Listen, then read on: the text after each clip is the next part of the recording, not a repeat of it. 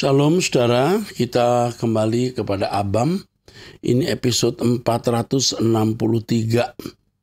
ya.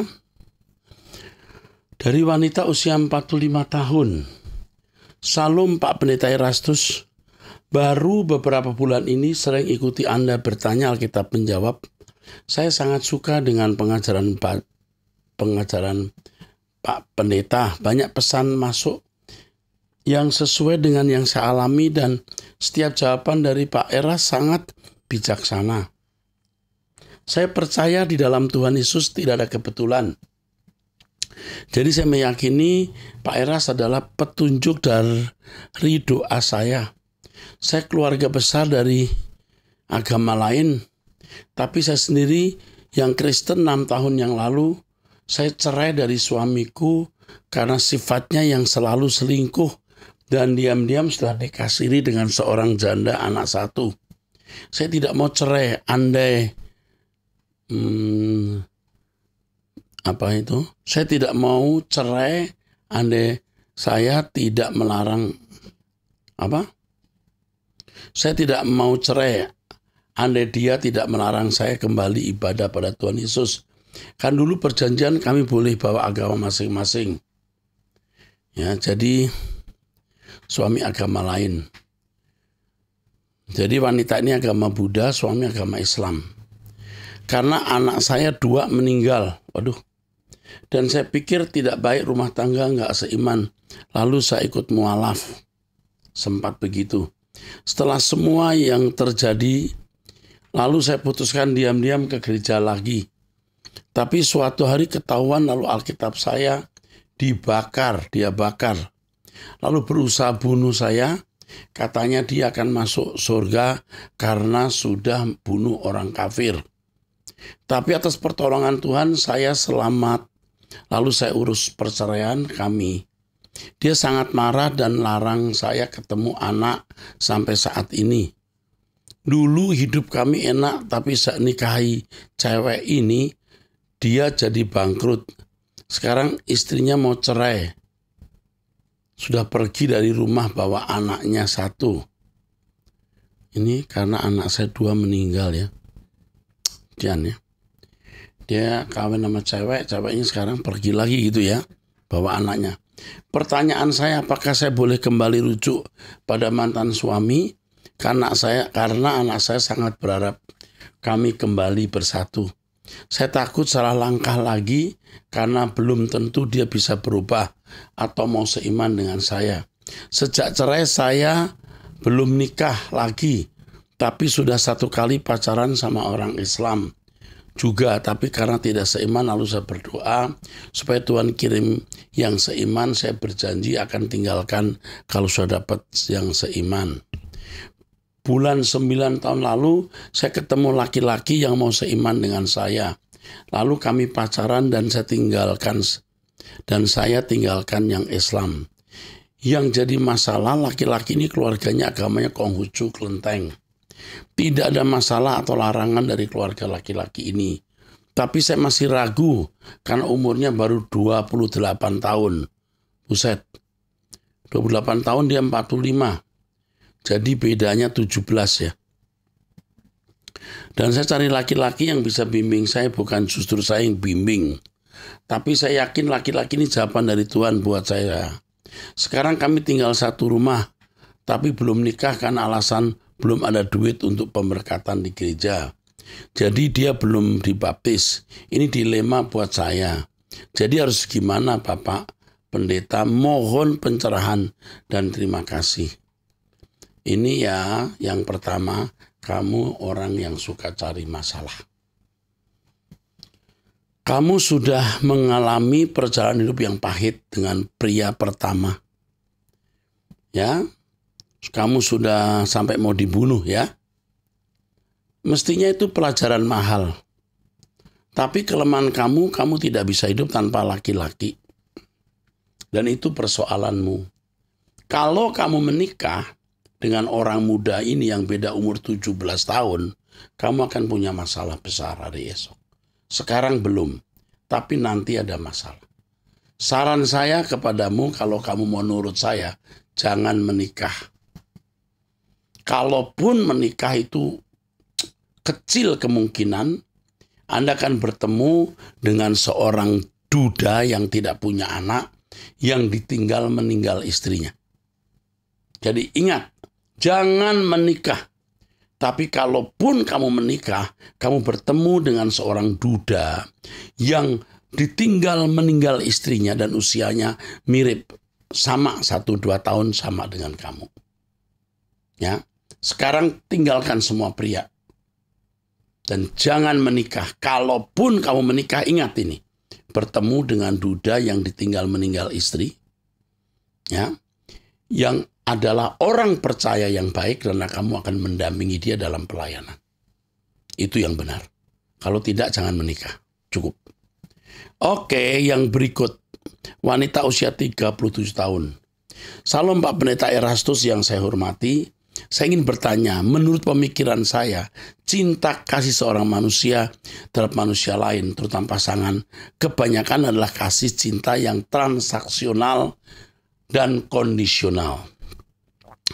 Misalnya seorang wanita memutuskan untuk menikahi seorang pria, pasti ada alasannya, bukan hanya karena cinta, tapi pasti dengan mempertimbangkan bibit, bebet, dan bobot. Dan berlaku juga sebaliknya alasan pria menikahi wanita. Contohnya wanita mau dinikahi pria karena pria tersebut baik, mapan, bisa menjamin hidupnya, bisa memberikan anak, dan lain-lain. Seorang pria menikahi wanita karena ingin ada yang menemaninya, bahkan memperingan bebannya, ada yang merawat dirinya dan anak-anaknya di rumah. Pastinya, seorang wanita tidak akan menikah dengan pria yang misalnya tidak berpenghasilan, kasar, jahat, dan bermasa depan suram. Apakah benar kondisi seperti ini dinamakan dengan cinta transaksional, strip kondisional? Apakah Tuhan berkenan dengan cinta kasih yang demikian? Dan apakah hal tersebut, cinta yang transaksional, mempengaruhi nasib akal kita? Terima kasih atas jawaban Bapak. Yang pertama, kamu wanita yang telah melewati banyak persoalan-persoalan pahit. Kamu banyak persoalan-persoalan pahit yang pernah kamu lewati. Tetapi Tuhan menyayangi kamu sehingga kamu bisa mengenal suara kebenaran ini. Tidak semua pria atau wanita yang membangun rumah tangga karena cinta yang transaksional dan cinta yang kondisional. Tidak selalu. Jadi memang kalau orang menikah itu yang pertama harus bertemu Tuhan dulu. Baru bertemu pasangan. Itu idealnya. Kalau tidak ya muncul transaksional dan kondisional ini. Namun demikian juga tidak menutup kemungkinan kalau ada orang yang membangun rumah tangga dari cinta. Cinta yang tulus. Memang cinta, ya ada unsur erosnya betul dan unsur-unsur yang lain. Tapi tidak transaksional. Tidak sedikit ada seorang yang kehilangan orang tua, warisan demi menikah dengan pria yang tidak punya harta, miskin. Itu nggak transaksional. Dan itu tidak sedikit.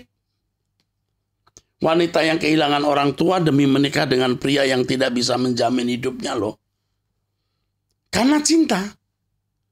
Nah, lebih konyol lagi ada seorang wanita yang mencintai pria yang preman, ugal-ugalan. Kok cinta? Mau dia. Cinta itu seperti orang yang kehilangan akal sehat. Bahkan tidak jarang orang lain mengatakan didukunin. Tidak didukunin, cinta. Juga tidak sedikit pria yang menikah dengan wanita. Wanita yang miskin, yang tidak bermartabat. Tapi cinta. Jadi tidak selalu transaksional dan kondisional.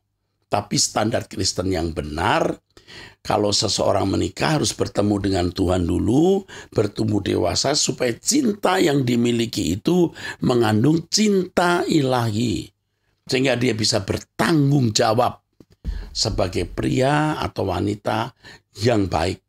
Yang memenuhi apa yang dikatakan Tuhan. Baik kau makan atau minum atau melakukan sesuatu termasuk pacaran dan menikah untuk Tuhan. Nggak ada transaksional itu. Tetapi mempersembahkan untuk Tuhan. Oke? Itu jawaban saya. Oke, yang berikutnya. Seorang ibu usia 29 tahun, janda 3 anak. Suami sudah meninggal 2 tahun lalu di salah satu kota di Kalimantan. Salam Pak Pendeta, ada yang ingin saya tanyakan. Saya sedang dekat dengan seorang bujang. Dia bernama Anu. Dia sekarang sedang berkuliah di teologi 1 tahun lagi dan dia mempunyai usaha jual beli hewan seperti ular dan marmut dan dia ingin menikahi dengan saya. Apakah saya salah? Apakah salah saya menemani dia di saat susahnya bersama-sama membantu dia mencari pekerjaan tetap? Dan kalau sudah ada pekerjaan tetap, langkah selanjutnya kami ingin menikah. Dia laki-laki yang baik dan sederhana dan sayang sama anak-anak saya walaupun bukan darah dagingnya sendiri. Cuma dalam hal ekonomi dia masih jauh di bawah almarhum suamiku dulu. Saya sudah yakin sama dia, cuma dia terkadang suka ragu dengan kemampuannya. Apalagi sekarang susah mencari pekerjaan. Menurut Bapak hubungan ini layakkah saya pertahankan karena dia laki-laki yang tidak pernah merendahkan dan melecehkan saya dan saya sangat menghormati wanita. Cuma wataknya keras, agak keras, sementara saya orangnya lembut. Anda tidak bisa mendapat jawaban dari saya. Saya tidak tahu pria ini secara dekat. Tetapi saya harus memberitahu kepada Anda bahwa Anda harus berhati-hati memiliki suami. Kalau Anda salah memiliki suami, Anda menghancurkan 3 anak itu. Menghancurkan 3 anak itu. Pria yang Anda sebut ini, ya, memang bukan orang jahat, tapi bukan orang yang gampang diatur. Dia pria yang tidak mudah diatur. Dia pria yang sebenarnya bisa mandiri. Ya memang dia belum memiliki penghasilan yang cukup. Tapi pria ini cukup tekun. Ini bukan pria yang malas. Pria yang tekun, pria yang berani bertualang, pria yang mau terus mendapatkan pengalaman-pengalaman baru. Ya. Tetapi pria ini bukan pria yang mudah diatur, tidak gampang diatur. Ya memang ya saat ini pria ini saat ini dia mungkin belum kelihatan watak aslinya untukmu, belum. Saya khawatir ketika Anda nanti menikah lalu Anda membandingkan suami Anda yang sudah almarhum dengan pria ini, Anda menyesal. Anda tidak menyebutkan berapa usia pria ini. Ya, saya tidak tahu. Dia seorang bujang ya, bujang. Tapi bujang lapuk atau bujang tidak lapuk, ya kan? Bujang umur 40 tahun. Kalau orang tidak menikah lewat umur, itu biasanya ada sedikit keanehan atau dalam tanda kutip ada ketidaknormalan. Tetapi tidak mutlak begitu. Saya sudah menyaksikan beberapa orang yang sudah umur tapi tidak menikah. Biasanya ada sesuatu. Dan apa yang saya katakan tadi itu pasti tepat. Agak keras, betul. Tapi dia bukan orang yang mudah diatur. Saran saya, coba you tidak berpikir menikah dulu deh. Jangan, nanti Anda salah. Yang Anda pikirkan adalah bagaimana Anda mencari nafkah untuk bisa menghidupi anak-anak Anda. Itu dulu. Jangan memikirkan jodoh. Ingat ini. Anda nanti salah langkah. Oke. Berdoa dan minta petunjuk Tuhan. Sekarang kita teruskan dengan pria usia 29 tahun, karyawan swasta di Medan.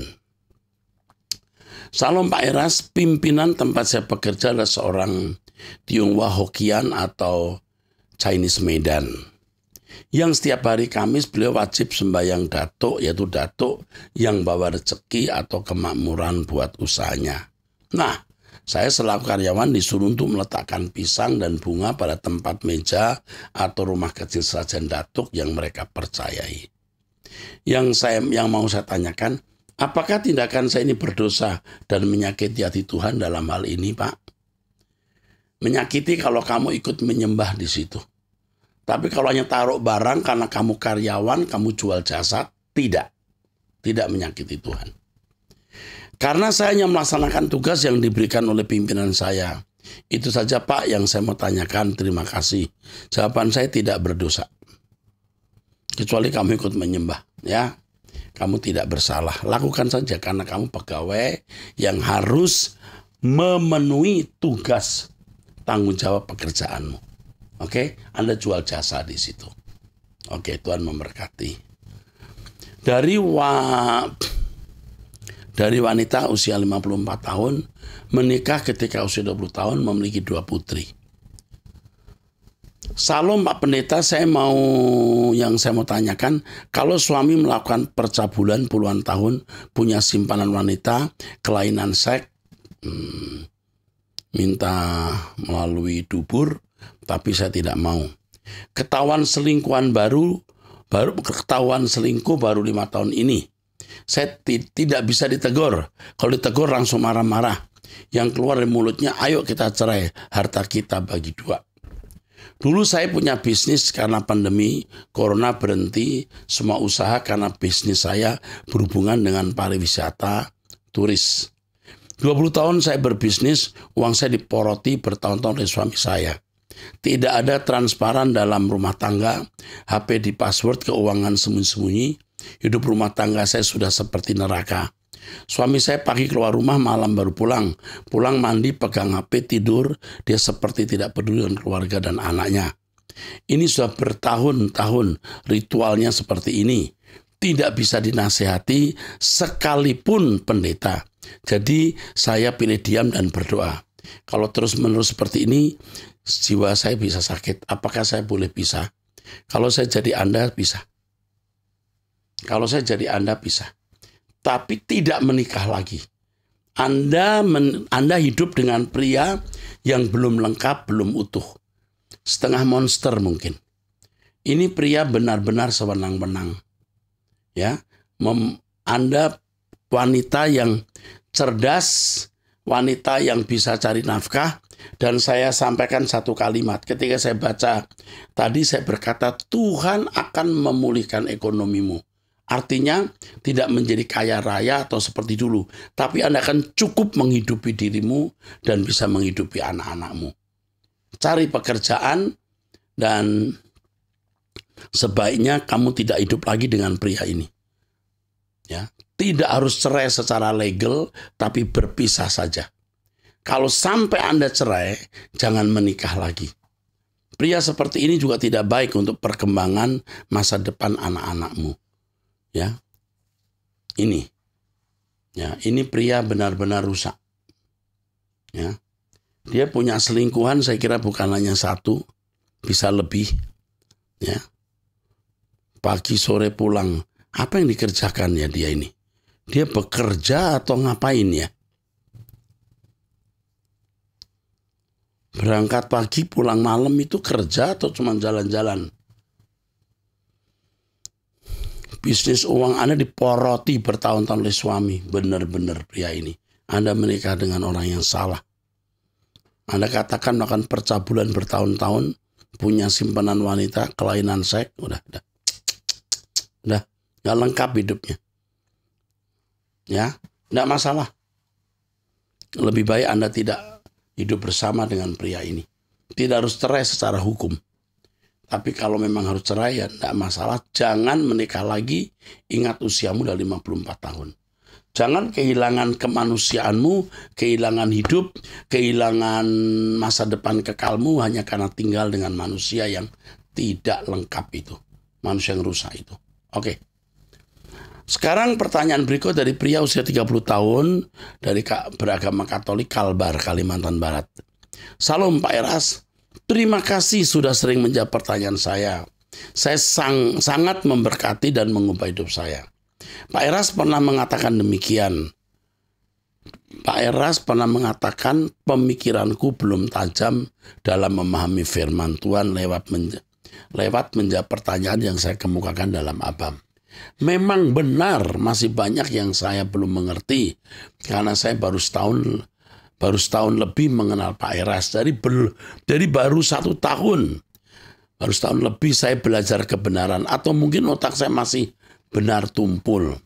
Biasa pertanyaan saya selalu berkaitan dengan tafsir Alkitab.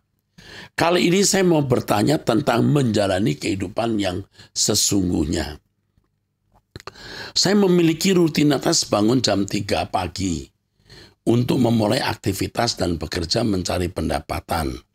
Saya bekerja keras, menuruti dan hormat kepada orang tua dan mertua serta sayang istri. Bersikap ramah terhadap semua orang. Jika ada hal baik yang bisa saya lakukan, terlintas di pikiran, maka saya akan lakukan.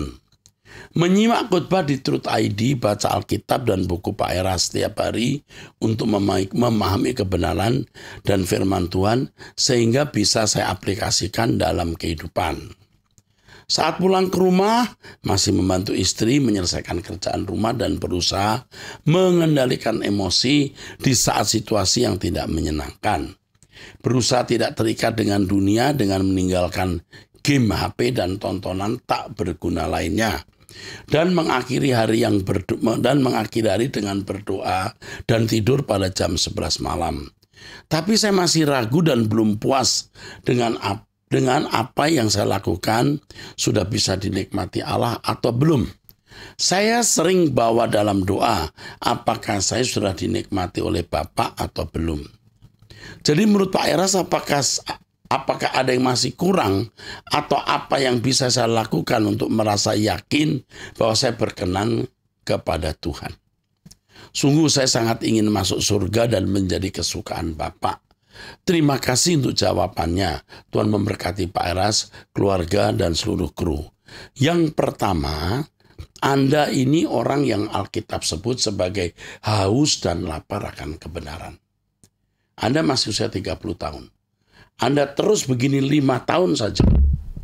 5 tahun Anda sudah tidak bisa balik lagi ke dunia. Ya, Anda orang yang benar-benar terpilih untuk menjadi anak Allah. Tetapi ada hal-hal yang saudara harus tingkatkan. Ya. Yang Anda harus tingkatkan adalah tetap mendengar firman Tuhan supaya kuota pengertian saudara cukup sehingga membuat sirkuit kecerdasan roh di dalam diri Anda. Dengan kebenaran firman yang membuat sirkuit, Anda akan memiliki hati yang kokoh. Jadi tidak akan mudah terbawa terpengaruh, ya bimbang, ya tidak lagi. Anda orang baik. Dan Tuhan sayang Anda, puji Tuhan. Tuhan sayang kamu. Tapi kamu harus belajar firman lebih banyak sampai terbangun sirkuit dalam pikiranmu yang membuat engkau cerdas rohani. Dengan usia 30 tahun, saya tidak tahu berapa tahun kamu mendengarkan khotbah saya. Saya kira belum lengkap pengertian yang kau miliki. Ya, belum kokoh sekali. Tapi kalau 5 tahun kamu jalani ini, kamu tidak bisa balik ke dunia. Kamu akan terbang. Dan menurut yang saya rasakan, kamu orang yang sudah sangat berbakat masuk surga.